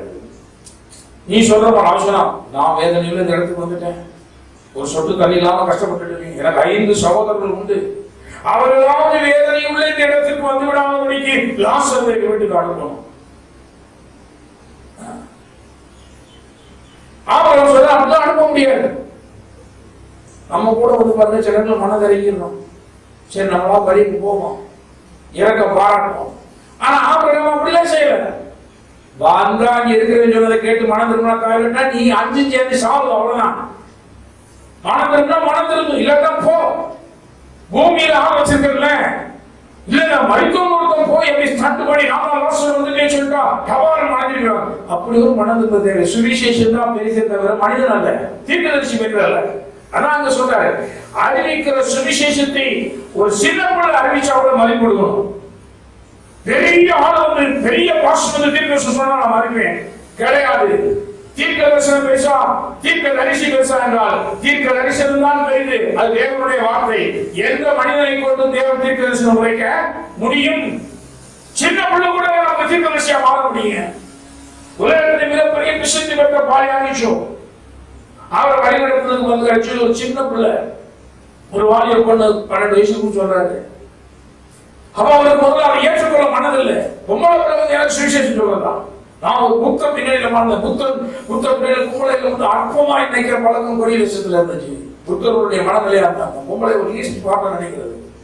இவர் வந்து என்ன சுவிசேஷம் சொல்றாரு, இவர் வந்து பாருங்க ரத்த வாந்தி எடுத்து திண்ணையில வீட்டுக்குள்ள வைக்க முடியாம திண்ணையில படுத்து போட்டாங்க இளம் வயதுல. அப்படிப்பட்ட நிலையில் இருந்த மனிதன் யாரோ ஒரு சின்ன பிள்ளை வந்து இருந்து இருக்க பார்த்து சுவிசேஷம் சொன்னா அதை ஏற்றுக்கொள்ள மனதில்லை, திட்டி அழுக வச்சுட்டு அனுப்பிட்டாராம். அந்த பிள்ளை அழுதுகிட்டே ஒரே ஒரு தடவை அந்த ஹேண்ட்பில்ஸை படிச்சு பாருன்னு சொல்லிட்டு போயிடுச்சான். போனதுக்கு அப்புறம் இவருக்கு அங்கே டிவி இருமி கிடக்காரு ஆளு. வழி எடுத்து போய் கடைசி வழி இல்லாம அந்த சுவிசேஷத்தை என்ன செய்வோம், படிச்சுதான் இயேசுவை ஏற்றுக்கொண்டேங்கிற. இப்போ உலகத்திலேயே லட்சக்கணக்கான ஜனங்களை உடைய பல்லாயிரக்கணக்கான போதவர்களுடைய கூட்டங்களுக்கு தலைவராக இருக்கிறவர் பாஸ்டர் பால்யாங்கி சொல்பவர் டேவிட் சோல் அழைக்கப்படுகிறார். அந்த மனுஷனுக்கு சுவிசேஷத்தை அறிவித்தது ஒரு சின்ன பிள்ளை. அவர்தான் அவருக்கு தீர்க்கதரிசி, இயேசு நல்லவர் என்பதை சொன்ன தீர்க்கதரிசி. இவர் பிற்காலத்தில் பெரிய ஆளா மாற போறாரு. அதுக்காக இயேசுவே நேர இறங்கி வந்த சுவிசேஷம் சொல்லிட்டு இருந்தாரு. ஒரு சின்ன பிள்ளை அனுப்பி நீ கேட்டீங்கன்னா இந்த சுவிசேஷத்துக்கு செயல்படுத்தினா நீ பின்னாடி வல்லமையா பயன்படுத்தப்பட போற, அவ்வளவுதான். சுவிசேஷத்துக்கு மதிப்பு கொடுது. அது பெரிய ஆள் சொல்றாங்க, சின்ன ஆள் சொல்றாங்க, கேட்கவே கிடையாது. நிறைய பேர் கடவுளுடைய வார்த்தையை வந்து யாரு போதிக்கிறோம், நான் சொல்றேன் யாரு போதித்தாலும் தலை வணங்க வேண்டும், யார் தீர்க்கதரிசனம் சொன்னாலும் தலை வணங்க வேண்டும். ஏன்னால் வருகிறது தேவனுடைய வார்த்தையின் சத்தம். ஒரு குடும்பத்தில் மனைவி கணவனுக்கு தீர்க்கதரிசியா இருக்கலாம், கணவன் மனைவிக்கு தீர்க்கதரிசியா இருக்கலாம், பிள்ளைகளுக்கு தாய்மொழி தீர்க்கதரிசியா இருக்கலாம். அதனால வேணும் சொல்லுகிறது அவங்க கடிந்து கொள்ளப்படுவதை சோர்ந்து போகாது. அவங்க சொல்ற வார்த்தையை கொஞ்சம் கேளு. ஏன் வேணும் சொல்றது, கேட்டால் நீ நன்றாக இருப்பாய், பிழைத்து இருப்பாய். கடிந்து கொள்வதை வெறுக்காத, ஏற்றுக்கொள், திரும்ப திரும்ப திரும்ப. அதனாலதான் வேணும் சொல்றது. நாளை எத்தனையோ நியூஸ் இருக்கு, எனக்கு மனைவி தீர்க்கதரிசியாக நான் நினைக்கிறேன். ஏன்னா அநேக நேரங்கள்ல அவங்க தானே சொன்னாங்க அப்படின்னு சொல்லிட்டு சில காரியங்கள் எல்லாம் நான் விட்டது உண்டு. முடிவுல அதனால சில பிரச்சனைகளை சந்தித்தது உண்டு வாழ்க்கையில. என்ன அவங்க மனைவி தானே, இவங்க சொன்ன உங்களுக்கு என்ன தெரியும், இல்ல இவங்க சொல்றதை நான் அப்படியே கேட்கணுமா? நான் சொல்றேன் அவங்க தீர்க்கதரிசி என்று மதித்திருந்தால் அந்த பிரச்சனை நம்ம வாழ்க்கையில வராது. அவ்வளவுதான். அதுக்கப்புறம் நிறைய நேரங்களா நான் யோசிக்க ஆரம்பிச்சுட்டேன். திடீர்னு ஒரு வார்த்தை மனைவிட்டு இருந்து வருதா, கொஞ்சம் யோசிப்போம். ஏன் அவங்களுக்கு இப்படி ஒரு வார்த்தை வருது, அதை குறித்து கர்த்தர் என்ன சொல்றாரு, சரி கொஞ்சம் நம்ம யோசித்து நிதானித்து பார்ப்போம். நான் சொல்றேன் அந்த நிலைக்கு நாம் வர வேண்டும். அநேக நேரங்களில் தாய் தகவலுடைய சொல்ல தட்டுகிற பிள்ளைகள் அதை அவங்க நினைக்கிறாங்கன்னா அப்பமான்னு நினைக்கிறாங்க. அவங்க ஒரு தீர்க்கதரிசியாக எண்ணுகிறதுக்கு அநேக நேரங்களில் தீர்க்கதரிசியாக அவர்களுக்கு தென்படுகிறது. பாருங்க, ஆபிரகாம் வந்து தீர்க்கதரிசி. ஆனா நம்ம நிறைய நேரத்தில் ஆபிரகாம அப்பான்னு தான் பார்க்கிறோம். உங்களுக்கு கலப்பனாய ஆபிரகாம் வேதம் சொல்லு, அவரை தீர்க்கதரிசின்னு பார்க்கறது இல்லை. ஆபிரகாம் வந்து அபிமெலேக்கு ராஜாவுக்கு அவன் தீர்க்கதரிசி, கர்த்தரால் இன்ட்ரோடியூஸ் பண்ணப்பட்ட தீர்க்கதரிசி. சொல்றாரு அவன் ஒரு தீர்க்கதரிசி, அவன் உனக்காக விண்ணப்பம் பண்ணுவான், உன்னுடைய வீட்டில் இருக்க எல்லாரும் நீங்க சுகம் பெறுவீங்க, பிள்ளை பாக்கியத்தை பெறுவீங்க அப்படிங்கிறார். அவன் தீர்க்கதரிசி என்று சொல்லுகிறார். ஆபிரகாம் வந்து அவர் வந்து இஸ்ரேல் ஜனங்களுக்கு பெருசா தீர்க்கதரிசியா தோன்றாட்டினாலும் அந்நிய நாட்டு ராஜாக்களுக்கு தேவனுடைய தீர்க்கதரிசியாக வைத்திருக்கிறாரு, பயன்படுத்தி இருக்கிறார். அதனால சொல்றீங்க ஒரு மனுஷன் பெர்மனண்டா ப்ராஃபட்டா இருக்கிறானா இல்லையா? இல்ல, அதெல்லாம் கேள்வியே இல்லை. நமக்கு வேண்டிய வார்த்தையை தீர்க்க தரிசனமாக உரைக்கும்படி அந்த நேரத்துல கர்த்தர் ஒரு மனிதனை நமக்காக என்ன செய்யறாரு, எழுப்புகிறார். கழுது கூட ஒரு தீர்க்க தரிசி தாங்க பீலையாமுக்கு. கழுது கூட ஒரு தீர்க்க தரிசி தான், நாய் நரி கூட ஒரு தீர்க்க தரிசி தான். புரிந்து விடணும் பாருங்க, புரிந்து விடணும். அது சில நேரங்களில் சில காரியங்களை நமக்கு சொல்லுது. தேவன் நமக்கு அவர் மூலமாக பேசுகிறார். எந்த ஒரு மனுஷனுக்கு கூட நம்மகிட்ட பேச முடியும். சின்ன பிள்ளை கூட நமக்கு ஒரு தீர்க்கதரிசியா மாற முடியும். ஏன் திடீர்னு ஒரு வார்த்தை வருகிறது இந்த பிள்ளைகளுடைய வாயிலிருந்து? கொஞ்சம் யோசிக்க வேண்டும். கர்த்தருடைய வார்த்தை எதனால நம்ம அங்கீகரிக்க வேண்டும். மதிப்பு சின்ன ஆளு தானே, இல்ல அதை அங்கீகரித்தால் நாம் பிழைத்துக் கொள்வோம். அங்கீகரித்தால் பிழைத்துக் கொள்வோம். அங்கீகரிக்கலனா அழிவுகள் மனிதனுடைய வாழ்வுக்குள்ளே வருகிறது. ஆகவே ஆபேல் தான் அந்த ஆளாளுடைய குடும்பத்துக்குள்ளே ஒரு பெரிய காயினுக்கு ஒரு தீர்க்கதரிசியை போல இருக்கிறார். இஸ்ரவேல் ஜனங்களுக்கு சகரியா ஒரு தீர்க்கதரிசியா இருக்கிறான். வாசிக்கலாம் பாருங்க, விரிவா நம்ம வாசிக்கிற பாருங்க 31 பாருங்க. ஆகையால் தீர்க்கதரிசிகளை கொலை செய்கிறவர்களுக்கு புத்தராய் இருக்கிறீர்கள் என்று உங்களை குறித்து நீங்களே சாட்சிகளாக இருக்கிறது. என்னன்னா அவங்க முற்பிதாக்கள் கொண்ட தீர்க்கதரிசிகளுக்குன்னா இவங்க கலரை கட்டினாங்களாம். இவன் சொன்னா நான் கலரை கட்டிவிட்டோம், நாங்க தீர்க்கதரிசியில கனம் பண்ணிட்டோம் நாங்க. அதுக்கு ஆண்டவர் சொல்ற, நீ கனம் பண்ணலன்னா அவன் செஞ்ச கொலையில நீ என்ன செய்யற, பங்கடைந்து கொள்ற. அவன் கொலை செஞ்சா நீ கலரை கட்டுறதுன்னா அந்த எனக்கும் பங்கு இருக்கிற மாதிரி நீ செயல்படுற அப்படிங்கிற. நீங்களும் உங்கள் பிதாக்களின் அக்கிரம அளவை நிரப்புங்கள், சர்ப்பங்களே விரியன் பாம்பு குட்டிகளே வாசிய நரக அக்கினிக்கு எப்படி தப்பிக் கொள்வீர்கள். பாருங்க, இந்த வார்த்தையெல்லாம் பேசுறது யாருங்க? இயேசு, அன்பான இயேசு. அவர் என்ன பேசுறாரு பாருங்க, சர்ப்பங்களே விரியமாம.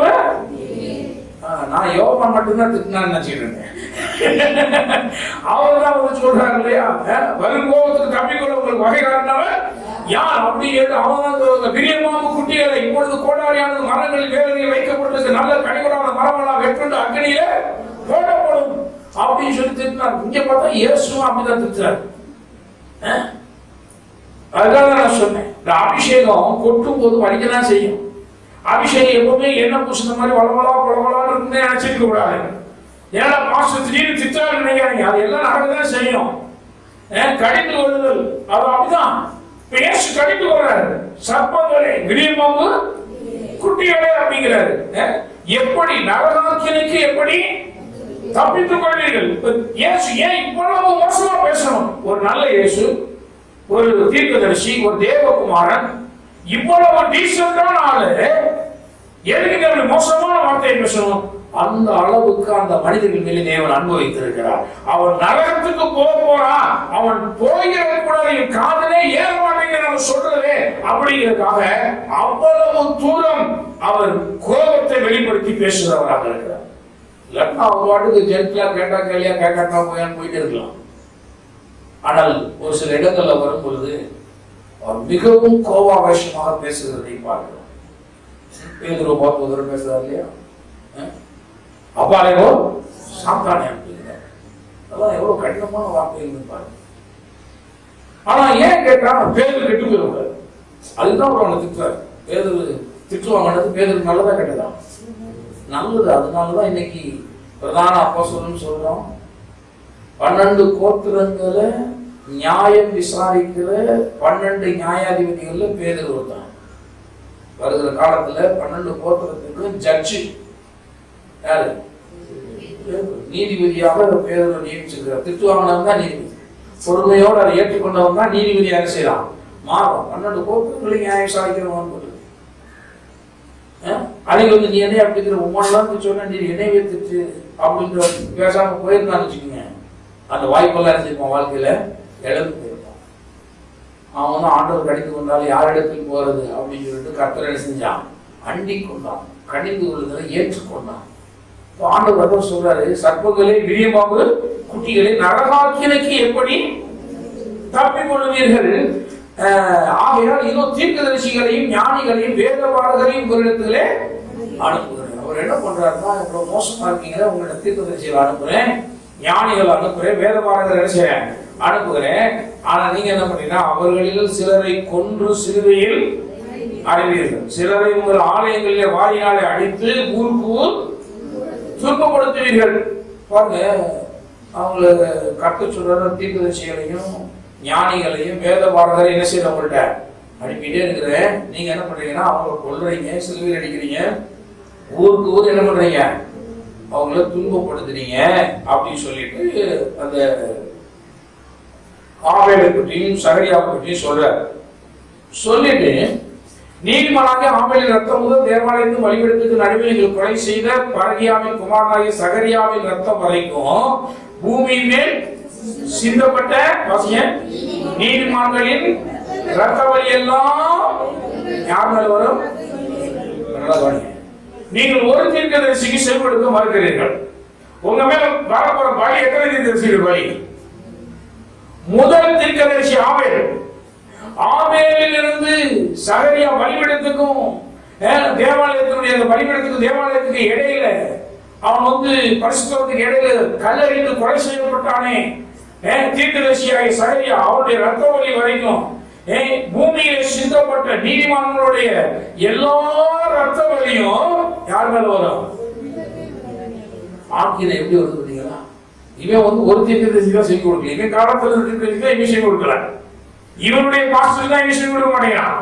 ஆனா இவன் தலைமை வர வழி எப்படி? உலக தோற்றம் முதல் இன்னைக்கு வரைக்கும் இருக்கிற தீர்க்கதரிசிகள் அவர் காமனா ஒரு பட்டியல் கீழே கொண்டு போயிடுறாரு. என்ன கேட்டா, இவன் தீர்க்கதரிசிக்கு செவி கொடுத்தாலும் அவ்வளவு, இவன் தீர்க்கதரிசியுடைய எச்சரிப்பை கேட்காதவன், மனம் பெருமானவன். ஆக அத்தனை தீர்க்கதரிசிகளுடைய ரத்த வழியும் இந்த மனுஷனுடைய தலை மேல் லட்சியம் வரும் அப்படிங்கிறார். ஆகவே நாம் எந்த அளவுக்கு பயபக்தியோடு தேவனுடைய எச்சரிப்பின் சத்தத்தை கேட்க வேண்டும் என்பதை நாம் யோசித்து பார்க்க வேண்டும். அதனாலதான் நீதிமொழியின் புத்தகத்தில் 1000 போதகருடைய சொல்லை நான் கேளாமல் போனேனே அப்படின்னு உட்கார்ந்து அழுவான்னு போடுது. நிறைய நேரங்கள்ல வந்து இந்த பாஸ்டர்ஸ் சொல்ற கவுன்சிலிங் நிறைய பேர் பிடிக்கிறது இல்லை, கடின உள்ளது பிடிக்கிறது இல்லை. நான் சொல்லுகிறேன், நீங்கள் தேவனுடைய சத்தத்துக்கு செவி கொடுக்கிறோம் என்ற உணர்வோடு கூட நீங்கள் செவி கொடுத்தால் நீங்கள் வாழ்ந்திருப்பீர்கள்.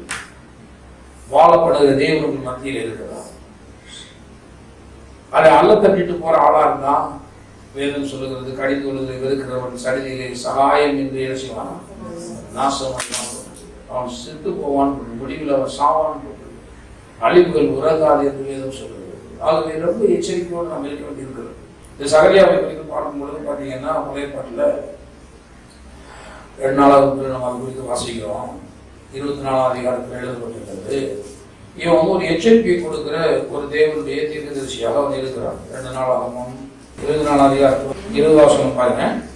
அப்பொழுது தேவனுடைய ஆவி ஆசாரியனாகிய யோய்தாவின் குமாரனாகிய சகரியாவின் மேல் இறங்கினதுனாலே அவன் ஜனத்துக்கு எதிரே நின்று, நீங்கள் கர்த்தருடைய கற்பனைகளை மீறுகிறது என்ன? இதனால் நீங்கள் சித்தி பெற மாட்டீர்கள் என்று தேவன் சொல்லுகிறார். நீங்கள் கர்த்தரை விட்டு விட்டதினாலே அவர் உங்களை கைவிடுவார். இந்த ராஜா வந்து பாத்தீங்கன்னா தோப்பு விக்கிரகங்களை உண்டு பண்ணி அவன் வந்து விக்கிரக ஆராதனை செய்கிற மனிதனாக ஜனங்களை நடத்துறான். இது வந்து கர்த்தருக்கு பிடிக்கலன்னொடனே கர்த்தர் என்ன பண்றாருன்னா ஒரு எச்சரிப்பை வந்து கொடுக்கிறார். அந்த எச்சரிப்பை வந்து யூதாவின் மேல எருசலேமின் மேல கடும் கோபம் வந்தது அப்படின்னு பார்க்கணும். இந்த குற்றத்தை நிமித்தம் கடும் கோபம் வந்தது. அப்ப தீர்க்கதரிசிகளை அங்க அனுப்புறார். 19 சொல்ல தமிழத்துக்கு திரும்ப பண்ண கர்த்தர் அவர்களிடத்துல தீர்க்கதரிசிகளை அனுப்பினார். அவர்கள் ஜனங்களை திரசாட்சியாய் கடிந்து கொண்டார்கள். ஆனாலும் அவர்கள் அவங்க தீர்க்கதரிசிகள் போய் சொல்றாங்க, இப்படிலாம் செய்யாதீங்க, கற்பனை விட்டு விலகுறீங்க, இது ரொம்ப தப்பு அப்படின்னு எழுதுறாங்க. ஜனங்களை கடிந்து கொள்றாங்க. அப்போ அந்த காலத்துல வந்து இந்த சகரியாவின் மேல கர்த்தருடைய ஆவியானவர் விசேஷமாக இறங்கி மறுபடியும் ராஜாட்ட போய் வாணியம் கொடுக்குறான். வாணியம் கொடுக்கும் பொழுதுதான், நீங்கள் கர்த்தருடைய கற்பனைகளை மீறுகிறது என்ன, இதனால நீங்க என்ன செய்ய மாட்டீங்க, சித்தி பெற மாட்டீர்கள் என்று தேவன் சொல்லுகிறார். நீங்கள் கர்த்தரை விட்டு விட்டதுனாலே அவர் உங்களை கைவிடுவார் என்றார். அதனாலே அவர்கள் அவனுக்கு விரோதமாய் கட்டுப்பாடு பண்ணி வாசிங்க, கர்த்தருடைய ஆலய பிரகாரத்தில் ராஜாவுடைய கற்பனையின்படி அவனை கல்லறிந்து கொண்டார்.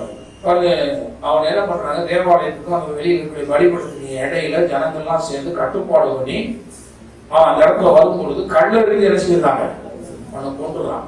என்னன்னா சொன்ன தீர்க்க தரிசனத்துக்காக.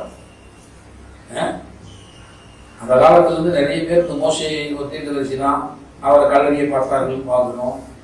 இந்த பொல்லாத ஜனங்கள் வந்து பார்த்தீங்கன்னா இந்த மாதிரி நிறைய வேலைகளை கல்லறிகிற வேலையை நிறைய பண்ணிட்டே இருக்காங்க. நிறைய பேர் பிடிக்கிறது. அன்னைக்கு கல்லறிகிறாங்க, இன்னைக்கு சொல்லறிகிறாங்க. இன்னைக்கு எல்லாம் கல்லறிஞ்சா கொலை செய்வீங்க சார். அதனால என்னன்னா வார்த்தையை எறிகிறது, தப்பு தப்பா பேசி ஊழியக்காரன் உங்களுக்கு தெரியாது இந்த பாஸ்டர் பற்றி, இந்த ஊழியக்காரன் பற்றி அப்படி இப்படின்னு சொல்லி நான் சொல்றேன். நான் சொன்னேன், கர்த்தர் கவனித்து கேட்பார். ஒன்றும் இல்லை, கல்லறிந்து கொள்ளும் போது அவன் ஒரு வார்த்தை சொல்லிட்டு போறான் பாருங்க. இவங்க எல்லாம் கல்லறிந்து கொள்றாங்க. 22 கடைசி போய் பாருங்க. இவன் சாகும் போது கர்த்தர் அதை பார்ப்பார், அதை கேட்பார். போயிட்டான். கர்த்தர் பார்த்துக் கொள்வார். கர்த்தரை பார்ப்பார், கர்த்தரை கேட்பார். நீ எழுதி கொள்றியா கொள்ளு. கர்த்தர் சொன்னதுதான் நான் சொன்னேன். கர்த்தர் நீங்கள் சித்தி பெற மாட்டீர்கள். நீங்கள் கர்த்தரை கைவிட்டீர்கள், கர்த்தர் உங்களை செய்வார், கைவிடுவார். பாருங்க, ஒரு தீர்க்கதரிசி எழுப்பி கர்த்தர் உன்னை கைவிடுவார் அப்படி தீர்க்கதரிசனம் சொன்னா இது எத்தனை பேர் ஏற்றுக்குவாங்க? நம்ம ரொம்ப பைபிள் படிச்சாங்க. நம்ம அவர் உன்னை விட்டு விலகுவதும் இல்லை, உன்னை இல்லாத கர்த்தரை தீர்க்கதரிசனம் அவர் சொல்லிருக்கிறாங்க. நான் உன்னை விட்டு விலகுவதும் இல்லை, உன்னை கைவிடுவதும் இல்லை, உன்னை விட்டு விலகுவதும் இல்லை, உன்னை கைவிடுவதும். இது ஆயிரக்கணக்கான முறை கேட்டு இதை யாராவது தீர்க்கதரிசனம் சொன்னா அவன் கர்த்தர் பேசுறாரு ஏற்றுவோம் இல்லையா? இன்னொரு ஆப்போசிட்டா எப்படி சொல்றான், நீ கர்த்தரை கைவிட்டாய், கர்த்தர் உன்னை கைவிடுவார். இது நம்ம கேட்டதே இல்லை. இந்த தீர்க்கதரிசனம் நம்ம கேட்டதே இல்லை. உடனே என்னங்க அவிசுவாசமா பேசிக்கிறாங்க. கடவுளுடைய வார்த்தை, கடவுள்னா கைவிட மாட்டேன்னு சொல்லியிருக்கிறாரு, விலக மாட்டேன்னு சொல்லியிருக்கிறாரு. நான் சொல்றேன், அதே தேவன் தான் சொல்றாரு, நீ அவரை கைவிட்டால் அவர் உன்னை என்ன செய்வார்? கைவிடுவார். ஒரு எச்சரிக்கை கொடுக்கிறார். கைவிட வேண்டும் என்பது தேவனுடைய நோக்கம் அல்ல. கைவிடுவார் என்று சொல்லுகிறதுனாலே கைவிட்டு விட வேண்டும் என்பது தேவனுடைய நோக்கம் அல்ல. ஆனால் அந்த எச்சரிப்பை கேட்டு ஜனங்கள் தன்னிடமாய் திரும்ப வேண்டும் என்பதற்காக தேவன் அந்த எச்சரிப்பின் மணி அங்க அடிக்கிறார். ஆனா இவங்க அதை கேட்காம எச்சரிப்பை கேட்டு மனம் திரும்பாம அவங்க என்ன பண்றாங்கன்னா, எச்சரிப்பை சொன்ன தீர்க்கதரிசியே என்னோட தப்பா தீர்க்கதரிசனம் சொல்லுவான், இப்படியா கர்த்தர் தீர்க்கதரிசனம் சொல்லுவாரு அப்படின்னு சொல்லிட்டு அவன் என்ன பண்றாங்க, ராஜாவெல்லாம் சேர்ந்து, ராஜாவும் இன்க்ளூட் ஆயிடலாம், அவன் தான் ஆலோசனை கொடுக்குறான். துராலோசனை கொடுத்து என்ன பண்றான், நான் கல்லறிஞ்சு இருக்க வேண்டாம், நீங்களாம் உங்களுக்கு கட்டுப்பாடு பண்ணி என்ன பண்ணுங்க, அவனை கல்லறிஞ்சு கொண்டுருங்க. இது கல்லறிஞ்சு கொண்டுட்டான். கர்த்தரை பார்த்துட்டே இருக்காரு. அடுத்த வந்து பாத்தீங்கன்னா, அடுத்த நாட்டு ராஜா வந்து இவன் மேல யுத்தத்துக்கு வந்து இவன் அவன் சீரியா நாட்டு ராஜா வந்து இவனுடைய சேனை மகாபெரிய சேனையா இருந்தா கூட சீரியா நாட்டு ராஜா கொஞ்சம் சேனையோட வந்து இவனை வந்து மிகவும் வியாதிப்படக்கூடிய அளவில் அவனை அடித்து துன்புரித்து இந்த ராஜாவை, இஸ்ரவேலின் ராஜாவை, இந்த எருசலேமின் ராஜாவை வந்து அப்படி கஷ்டப்பட வச்சுட்டு விட்டுட்டு என்ன செஞ்சிடலாம், பொருள்களை எல்லாம் கொள்ளையடிச்சு எடுத்துட்டு போயிடறான். இவன் வியாதிப்பட்டு கிடக்கிறான். வியாதி 25 பாருங்க, அவர்கள் அவனை மகா வேதனைக்குள்ளாக விட்டு போனார்கள். அவர்கள் புறப்பட்டு போன பின்பு அவனுடைய ஊழியக்காரர் ஆசாரியனாய் யோய்தாவுடைய குமாரனின் இரத்த பலி நிமித்தம் அவனுக்கு விரோதமாய் கட்டுப்பாடு பண்ணி அவன் படுக்கையிலே அவனை இப்ப என்ன பண்றாங்கன்னா, இந்த ஆசாரியர்கள் இதை புரிஞ்சுக்கிட்டு யோய்தாவு குமாரனை சகரியாவுடைய இரத்த பலியினால, இந்த கோபாக்கினால்தான் தேவன் இன்னைக்கு தன்னுடைய ஜனங்கள் என்ன பண்ணிருக்கிறாரு, கைவிட்டுகிறார். அவன் சொன்ன தீர்க்கதரிசனம் சரியா போயிடுச்சு. இப்போ அவனை கல்லறிஞ்சு கொலை செய்ய சொன்ன இந்த ராஜாவை சும்மா விடக்கூடாது, தங்கள் நாட்டு ராஜாவின் மேலே ஒரு கட்டுப்பாடு பண்ணிக்கிறாங்க. எல்லாரும் கட்டுப்பாடு பண்ணி என்ன பண்றாங்கன்னா, இவனை இந்த படுக்கை விட்டு எதிரியா விடுறாங்க, இதுலயே அவனை காலி விடணும்னு சொல்லிட்டு அவனை என்ன பண்றாங்க, அந்த படுக்கையிலேயே அவனை என்ன பண்ணிடுறாங்க, கொன்று போட்டார்கள் என்று பாருங்க. கொன்று போட்டது மட்டுமல்ல, அவனை வந்து அவனுக்கு கல்லறை கூட ஒரு நல்ல கல்லறை கிடைக்கலங்க. எப்பொழுது ராஜாவை கொண்டு போய் ராஜாக்களை அடக்கம் பண்ணுகிற தாவீது நகரத்தில் இருக்கக்கூடிய கல்லறையை அடக்கம் பண்ணுவாங்க. ஆனா இவனை முடிவு பண்ணாங்க, தாவீது நகரத்துல கூட அடக்கம் பண்ணுங்க, ஆனால் தாவீது ராஜா வைத்திருக்கிற அந்த ராஜாக்களை அடக்கம் பண்ணுகிற கல்லறையை அடக்கம் பண்ணாமல் வேற இடத்துல அடக்கம் பண்ண. ஏன்னா இவன் வந்து கடவுளுக்கு பிரியமில்லாத காரியத்தை செய்த ராஜாவாக இருக்கிறான். கடவுளுக்கு பிரியமில்லாத காரியத்தை செய்தவன். இவ்வளவு கொடுமை பரிசுத்தவான்கள் அடக்கம் பண்ணது அந்த கல்லறையில் ஒண்ணு வைக்க கூடாது அப்படின்னு சொல்லிட்டு இவனை கொண்டு போய் வேற இடத்துல போட்டாரு. அந்த பரிசுத்தவான்கள் வைக்கிற அந்த கல்லறையில் ஒண்ணு வைக்க வேண்டாம் அப்படின்னு வசனம் முடிவு. அப்படிதான் பண்ணுவேன். அவனை தாவீதின் நகரத்திலே அடக்கம் பண்ணினார்கள், ஆனாலும் ராஜாக்களின் கல்லறைகளிலே அவனை வைக்கவில்லை. நிறைய நேரங்களில் பார்த்தீங்கன்னா, அந்த தீர்க்க தரிசனம் சொல்லுகிறவர்களுக்கு விரோதமாய் எழுப்புகிற ஒரு கூட்டம், கடிந்து கொள்ளுகிறவர்களை வெறுக்கிறவர்கள், அவங்களுக்கெல்லாம் முடிவு வந்து மகா மோசமானதாக இருக்கும் என்றது வேதம் எச்சரிக்கைகளை பார்க்கிறோம். கடவுள்கிட்ட ஒரு மாற்றம் வருது அப்படின்னா நம்ம வந்து திருத்தி கொள்ள வேண்டுமே தவிர, தீர்க்க தரிசனம் சொன்ன மனிதர்களுக்கு விரோதமா நம்ம நினைக்கக்கூடாது. என்னைக்குமே இது மனுஷிக போராட்டமா நினைக்க கூடாது. நமக்கு விரோதமாவே இவர் எப்பவும் பேசுவாரு, எவருக்கு எப்பவுமே இப்படித்தான் இல்லை. நம்ம கொஞ்சம் இந்த வார்த்தைகள் தேவனிடத்திலிருந்து வருகிறது, தேவனிடத்திலிருந்து வருகிற வார்த்தைகள் அப்படிங்கிறதான் யோசித்து பார்த்து நாம வந்து தீர்க்க தரிசனம் சொன்ன மனிதர்களை விட்டுவிட்டு தேவனுடைய வார்த்தையாக அதை எடுத்துக்கொண்டு நம்மை நாம் மாற்றிக்கொண்டால் நாம் பிழைத்து சுமித்து போகிற உலகத்தில் நம்மளை மாற்றிக்கொள்வதற்கு பதிலாக நாம் வேற மாதிரி நம்ம தீர்மானங்களை எடுக்கும் பொழுது சகாயத்தை, தெய்வீக சகாயத்தை நாம் இழந்து விடுவோம். ஆகவே கர்த்தர் சகாயம் தான், நீடிய பொறுமையுள்ள தேவன் தான், ஆனால் நீதியுள்ள நியாயாதிபதியாகவும் அவர் இருக்கிறார். கர்த்தருடைய சகாயத்தை என்றைக்குமே நம்ம இழந்துவிடக்கூடாது. சகாயம் செய்யும் கிருபையை அடையும்படி கிருபாசனத்தை நிலை கிட்டி சேருங்கள் என்று வேதம் நமக்கு போதிக்கிறதை நாம் பார்க்கிறோம். ஆகவே சகாயத்தை கர்த்தரிடத்தில் அடைய நாம் முயற்சிக்கணும். ஊழியக்காரர்களுக்கு விரோதமாக, தீர்க்கதரிசிகளுக்கு விரோதமாய் ஒரு நாளும் எழும்பக்கூடாது. நம்ம எல்லாரும் கண்களை மூடி எழுந்திருந்து கர்த்தரை நாம் நோக்கி பார்க்கணும்.